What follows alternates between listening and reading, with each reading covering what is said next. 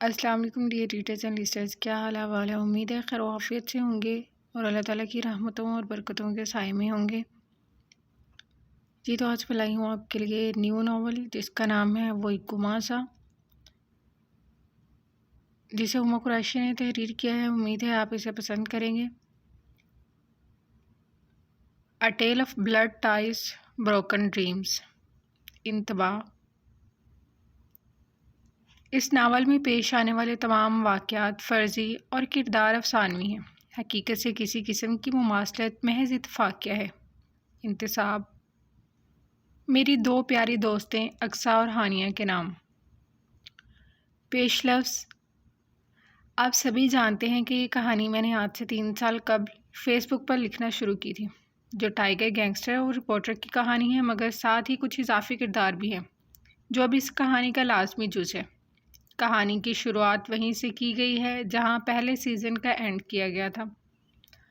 بہت ساری وجوہات کی بنا پر میں یہ کہانی وقت پر مکمل نہیں کر سکی، مگر اب سے یہ ناول روزانہ ہما قریشی ناولز یوٹیوب چینل پر اپلوڈ ہوگا۔ شکریہ۔ اب پڑھیے۔ Happy reading. رات کا اندھیرا ہر سو چھایا ہوا تھا۔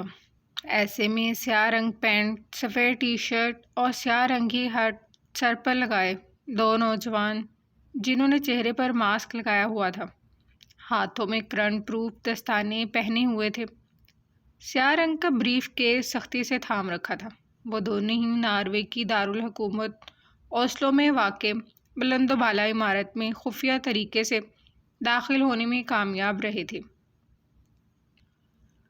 ان کا مقصد عمارت کے آفس سے نئے پروجیکٹس کی فائل اور ڈرائنگز چرانے کے علاوہ کمپیوٹر سے سارا ڈیٹا چرانے کے بعد اس ڈیٹا کو ضائع کرنا تھا، جس کے عوض نارویجن شہری نے انہیں ڈالرز میں معاوضہ دینے کا عہد کیا تھا، کہ ناروے کی ایک کنسٹرکشن کمپنی تھی جن کا حالیہ پروجیکٹ انڈر کنسٹرکشن تھا۔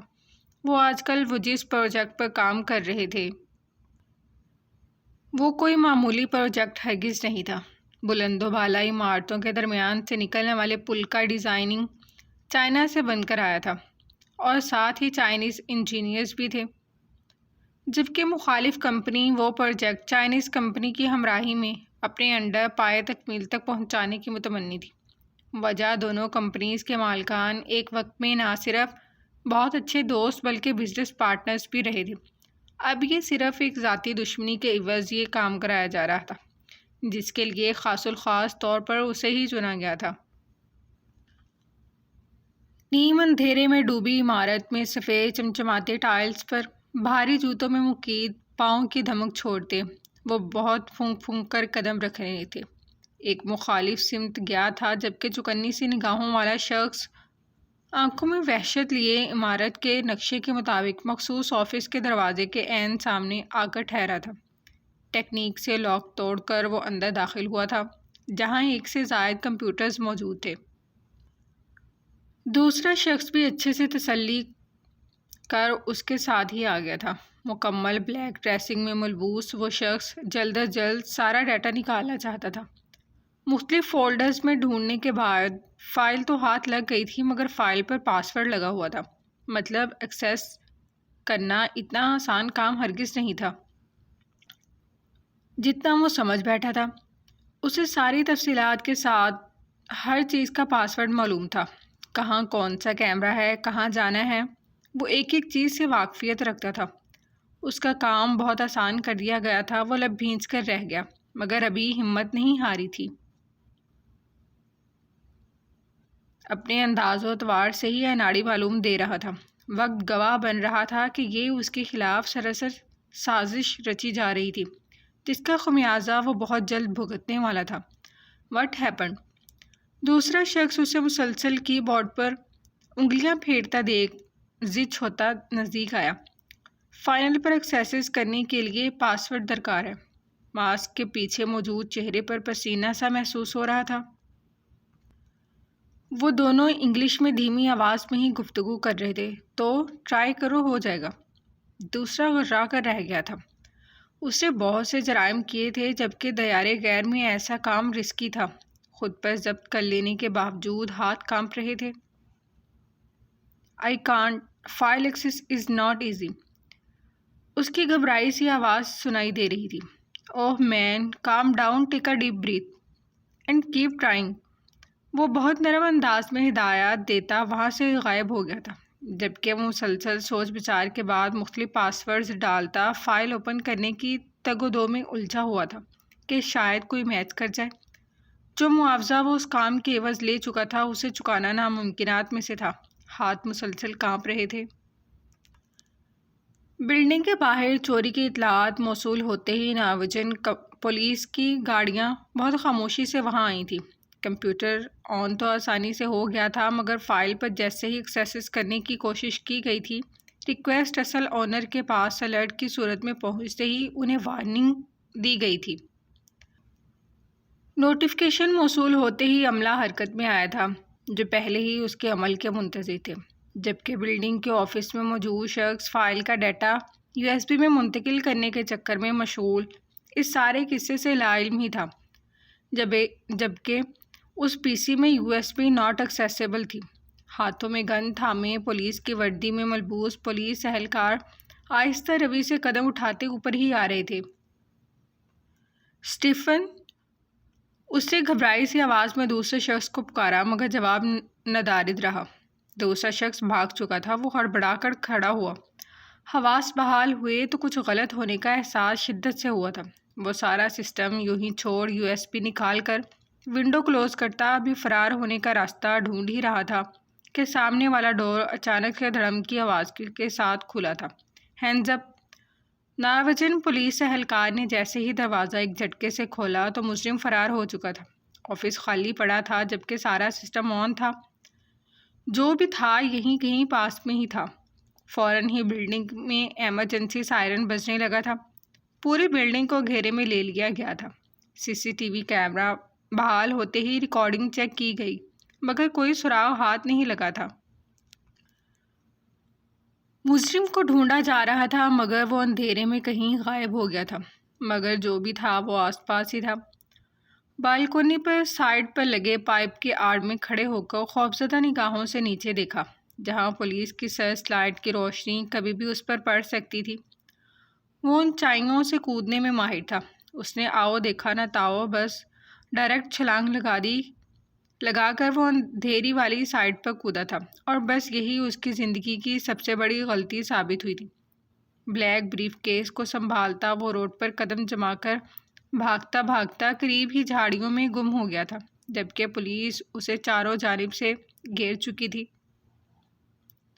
وہ شدت سے اس بات کو فراموش کر چکا تھا یہ ناروے تھا، دنیا کا وہ خطہ جہاں مجرم کی سفارش نہیں لگتی تھی. یہ لندن کا ایک ٹائنی ہاؤس تھا جس میں وہ پچھلے 4 ماہ سے قیام کیے ہوئے تھی. لندن جیسے ملک میں اپنا گھر لینا ایک حسین خواب کو حقیقت دینے کے مترادف تھا. اپنی رہائش دنیا کے ہر شخص کا خواب ہوتی ہے، مگر لندن میں رہتے ہوئے یہ خواہش کرنا مطلب لاکھوں پاؤنڈز کا ہونا بھی لازمی ہے. ایسے میں ٹائنی ہاؤس کا فارمولہ نہایت ہی آزمودہ کار ہے، جو کم خرچ بالا نشین جیسا ہے. اس ٹائنی ہاؤس میں ٹوٹل 4 بیڈ رومز تشکیل دیے گئے ہیں، جن کی بناوٹ میں لکڑی کا استعمال کیا گیا ہے. اپنے روم کی ونڈو کی جانب چہرہ کر نیم دراز ہوئی ہانیہ آسمان تکنے میں مصروف تھی، جو شدید دھند کی لپیٹ میں تھا. یہ گھر شپنگ کنٹینرز میں بنائے جاتے ہیں، جنہیں ویلز کی مدد سے آپ بآسانی کہیں بھی موو کر سکتے ہیں، جو گھر نہ صحیح گھر جیسی فیلنگز ضرور پوری کر دیتے ہیں. آنکھوں میں اداسی لیے وہ مسلسل آسمان تکنے میں مصروف تھی. وہ پچھلے 4 ماہ سے لندن میں تھی، مگر پاکستان سے کسی نے پلٹ کر اس کی خبر تک لینی ضروری نہیں سمجھی تھی. جب اچانک کانوں میں ابھرتی آواز پر وہ چونک اٹھی تھی. ہانیہ ڈارلنگ، کیا تم میرے ساتھ کافی شاپ پر چل رہی ہو، یا تم نے اپنی کنٹری کی یاد میں سارا وقت یوں ہی برباد کرنا ہے؟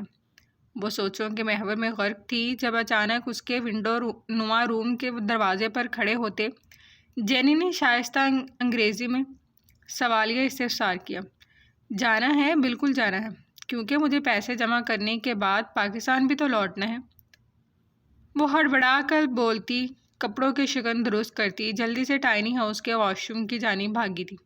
اوکے، تم ریڈی ہو، میں جیزی کو اسکول کے لیے ریڈی کر دیتی ہوں۔ وہ ایک ڈرامائی سانس فضا کا سپوز کرتی اپنی بیٹی کے روم کی جانب گھومی۔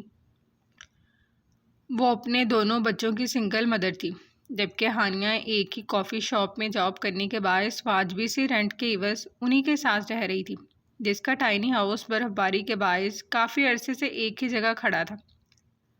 اسلام آباد کی سرزمین پر باران چھم چھم برس رہا تھا۔ آج موسم خاصا برآلود تھا۔ رات کا جانے کون سا پہر تھا جب وہ ایک کونے میں سیڑھیوں پر سکڑی سمٹی بیٹھی، لان میں برستی بارش کو تھر تھر کانپتی ہوئی دیکھتی بس بے ہوش ہونے کے در پر تھی۔ بارش تھی کہ تھمنے کا نام ہی نہیں لے رہی تھی، جبکہ جسم ایسا ہو رہا تھا کہ ابھی روح پرواز کر جائے۔ سمجھ نہیں آ رہا تھا کہ قسمت ہر بار اسے ہی کیوں آزماتی تھی۔ جسم پر پڑے نیل اب مزید واضح ہونے لگے تھے۔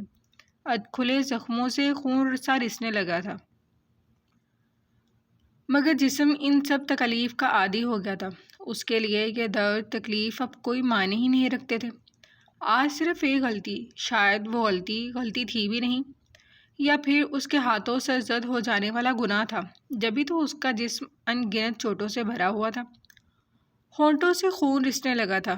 جسم جب سردی کی شدت برداشت کرنے سے قاصر ہو گیا تو ایک دم لہرا کر 2 سیڑھیوں سے لڑکتی زمین پر آ گری تھی، جبکہ اب آسمان سے برستا ابر رحمت جو اس کے جسم پر تیر کی مانند لگتا، اب سیدھا اس پر ہی برس رہا تھا، مگر وہ ہر غم سے غافل آنکھیں موند گئی تھی۔ زیان بچہ، کیا ہو گیا ہے؟ ایسے کیوں روئے جا رہے ہو؟ اقصیٰ زیان کو مسلسل روتا دیکھ سب کام پرے کر حواس باختہ سی نزدیک آئی تھی۔ ماما، وہ درد کی شدت سے دوہرا ہو رہا تھا۔ ماما کی جان، کیا ہوا شہزادے کو؟ وہ اسی کڈنی پر ہاتھ رکھ کر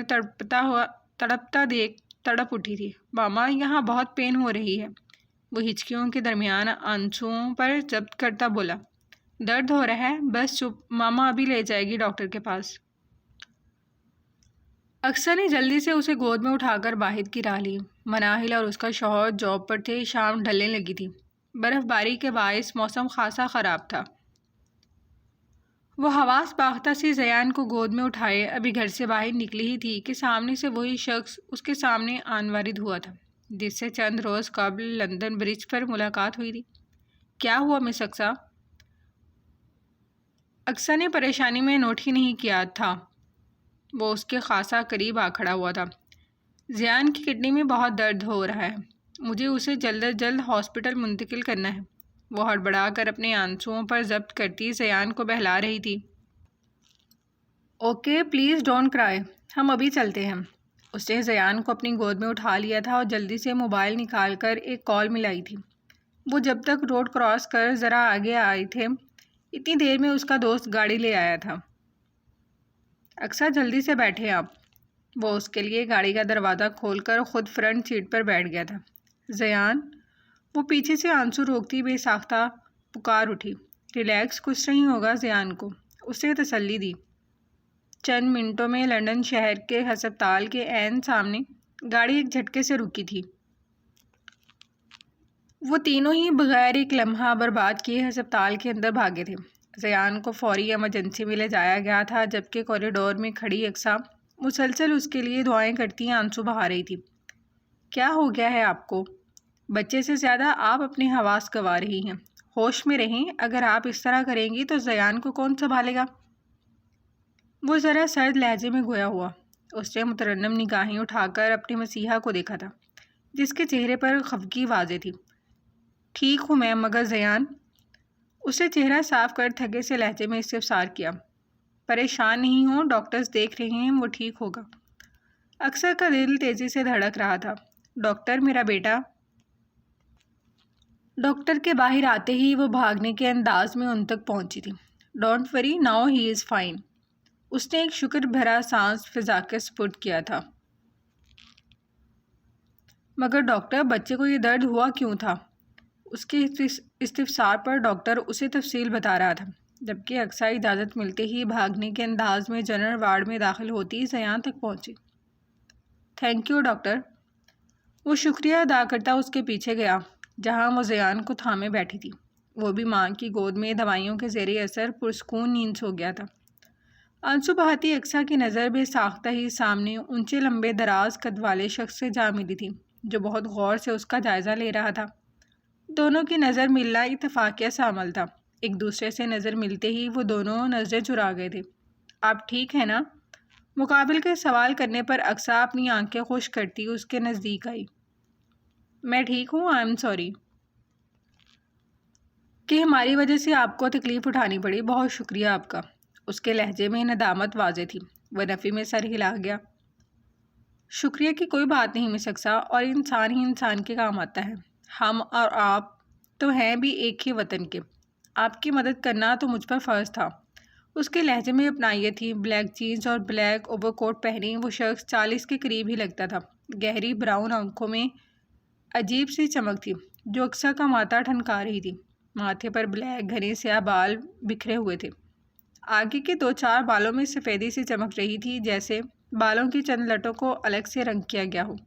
میرے خیال سے آپ اور ریڈی ہماری کافی مدد کر چکے ہیں، اب آپ کو چلنا چاہیے۔ کچھ دیر میں ڈاکٹرز زیان کو بھی ڈسچارج کر دیں گے۔ ضرورت سے زیادہ کسی انجان شخص کا احسان لینا تو پہلے ہی اقصیٰ جمشید کی فطرت کے خلاف تھا۔ آپ تو ایسی باتیں بول کر اجنبی کر رہی ہیں، ساتھ میں آپ کے علم میں اضافہ کرتا چلوں کہ میں اور آپ نیبرز بھی ہیں، اور ایسے مشکل وقت میں پڑوسی ہی پڑوسی کے کام آتے ہیں۔ اس نے اقصیٰ کا کترانا بھانپ لیا تھا۔ میرے خیال سے اب ہمیں گھر کے لیے نکلنا چاہیے۔ موسم کے تیور کچھ خاص اچھے نہیں۔ ڈاکٹرز نے ہیلدی فوڈ کھانے کی خاص تاکید کی ہے، تو پلیز آپ ذرا خیال رکھیے گا۔ ڈاکٹرز کی اجازت ملتے ہی اقصیٰ کی نانا کو کسی بھی خاطر میں لائے بغیر وہ شخص باقی تمام تر فارمیلٹیز مکمل کرتا اپنی ہمراہی میں ہی گھر تک چھوڑ گیا تھا۔ اقصیٰ اس کی مدد کرنے پر دلی مشکور تھی۔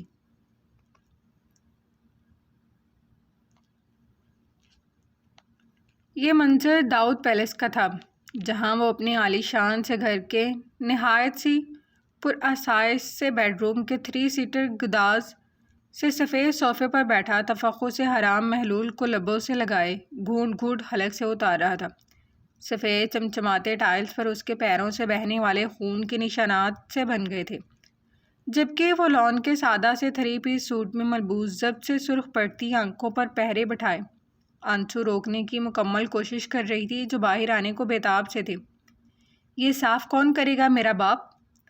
نشے سے دھت صوفے کی پشت پر ہاتھ پھیلا کر بیٹھا وہ بس مدہوشی میں جانے لگا تھا۔ میں کرتی ہوں۔ پیر کی تکلیف کو نظر انداز کیے وہ گھٹنوں کے بل زمین پر بیٹھتی کانچ کی بکھری ہوئی کرچیاں سمیٹنے لگی تھی۔ پیروں کے ساتھ ساتھ ہاتھ بھی زخمی ہو گیا تھا۔ جلدی ہاتھ چلا اور پھر آ کر میرے پیر دبا۔ مفت کی روٹیاں توڑنے کے لیے نہیں لایا ہوں تجھے۔ نشے میں جانے سے پہلے وہ سخت لہجے میں گھرا کر اس کی اوقات یاد دلانا ہرگز نہیں بھولا تھا۔ ہاتھوں میں کان چن کر ڈسٹ بین میں ڈالتی وہ کمرے سے باہر نکلنے ہی لگی تھی کہ پیچھے سے سنائی دینے والی غراہٹ اور سامنے سے بوتل کے جن کی مانند نازل ہوتی اس کی خاص ملازمہ کو دیکھ سانس روکے الٹے قدموں واپسی کمرے میں اس کے نزدیک آ گئی تھی، جبکہ دروازے پر خاص اس کی چوکیداری پر مامور وہ دیو نما عورت گھوری سے نوازتی واپس پلٹ گئی تھی۔ جاری ہے۔ کمنٹ سیکشن میں اپنی رائے کا اظہار لازمی کیجیے گا اور چینل بھی لازمی سبسکرائب کر لیں۔ یہ بالکل نیو اور ای بک ناول ہے، تو ہر کس پر لائک اور کمنٹ لازمی چاہیے۔